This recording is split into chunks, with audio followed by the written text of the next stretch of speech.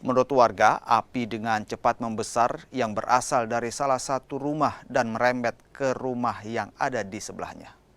Meski 4 unit mobil pemadam kebakaran berusaha memadamkan kebakaran, namun 2 rumah warga yang terbuat dari kayu ini ludes terbakar hingga rata dengan tanah. Tidak ada korban jiwa dalam kejadian ini, namun dugaan sementara penyebab kebakaran akibat arus pendek listrik.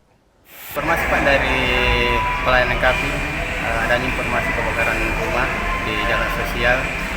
Jadi kami dari tim pasukan damkar menggerakkan 6 mobil unit pasukan, ada sekitar 25 menuju semua.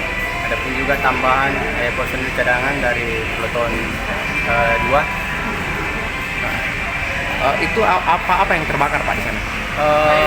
Penyebabnya kebakaran itu adalah tabung. Kebetulan lihat ada warga di situ, dia sementara kompornya mau masak baru dia tinggalkan. Oh, sementara memasak ditinggalkan, akhirnya terjadi kebakaran ya? Akhirnya Berapa rumah Pak yang terbakar? sekitar 2 rumah. 2 rumah.